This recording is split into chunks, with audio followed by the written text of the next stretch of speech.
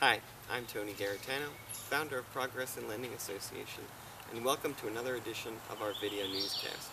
Today we're out in the open, the fresh air is here. Why? Because we just got back from the innovation ceremony, and the innovations are certainly a breath of fresh air for the mortgage industry.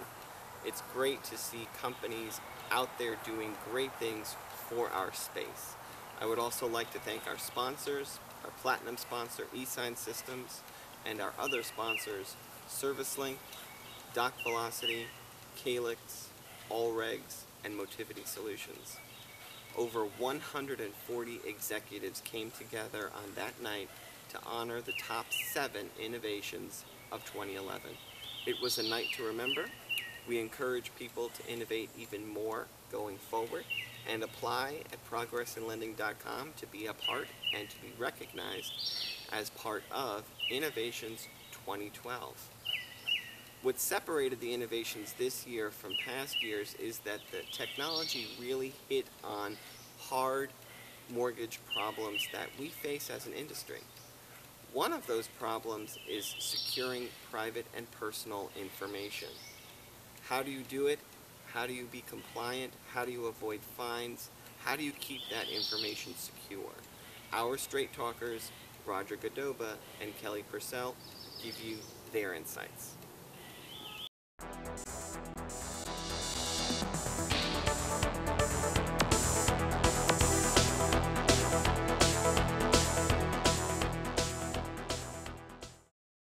Hi. So Roger, we're sitting here, talking about the industry. So one of the topics that is of high concern and which I get a lot of questions on is really about data security. And so there's a lot of concern out there about data that's being transferred that is not being done properly. What is your experience on that? Well, I think that's been a big problem. Just even recently there was an article in Florida about spoofing, and I have never heard of that before. And it basically is where people can call, in the case down there, senior citizens, and a caller ID would be something they recognize, and they don't realize that this isn't really who it is, and they give away personal information. So it's a battle that we're all fighting right now, for sure.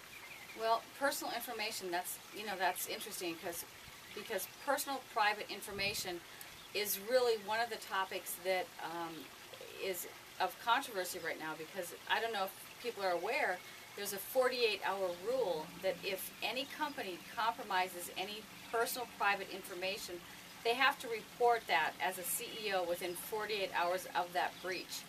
I won't name companies, but I think we know the companies that have struggled with those branding problems after they have a breach, because it's really about trust and your brand, and if you breach that personal private information, it's really something hard to overcome. So I think it's something that companies need to be looking at and seriously putting a strategy around, because PPI, or private personal information around data, is extremely important to the industry.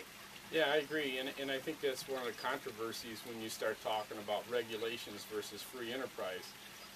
Here's a regulation that there needs to be something done that free enterprise isn't necessarily taking care of, and so, but it costs them more money or more time to respond to that, and so that is always a fine balance that we have to do.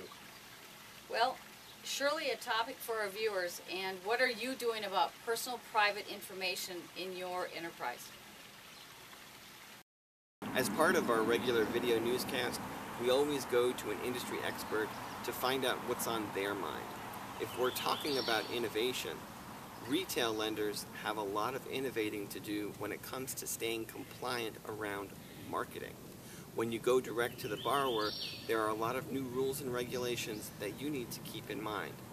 So how do you keep compliant and be a good direct to the borrower lender in this very, very complex mortgage market?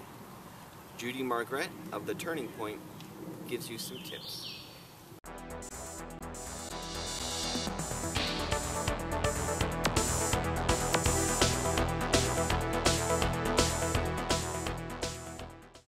Well, there's a mind shift these days from wholesale to retail, more consumer direct marketing.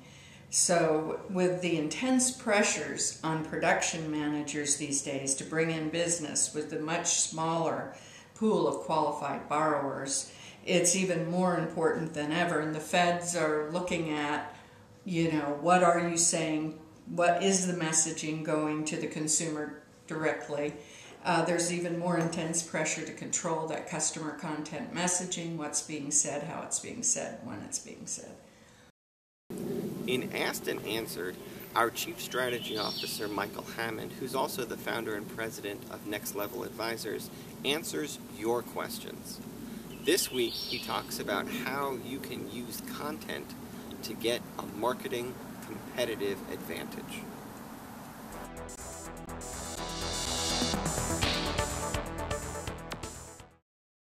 Today's question is, Michael, what's the secret to compelling copy?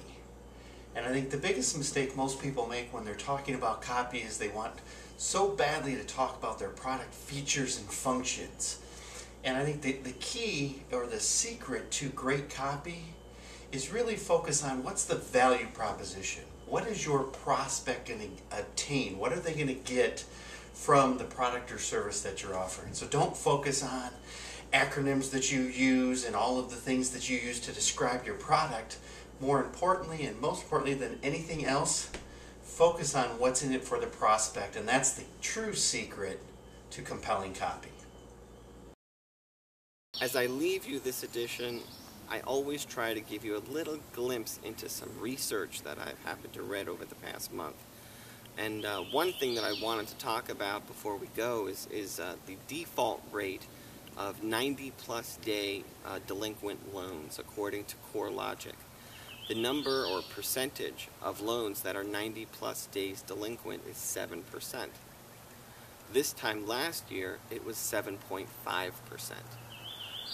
So, the number is coming down a little bit, but not a whole lot. What can we do to get that number down a whole lot? We can take a page from the top innovators that Progress just recognized. We need new and creative technology solutions that can help borrowers get into loan modifications, that can expedite short sales and other workout products, and can get this industry back rolling again. So keep innovating. And with that, this edition of our video newscast comes to a close. Until next time, so long.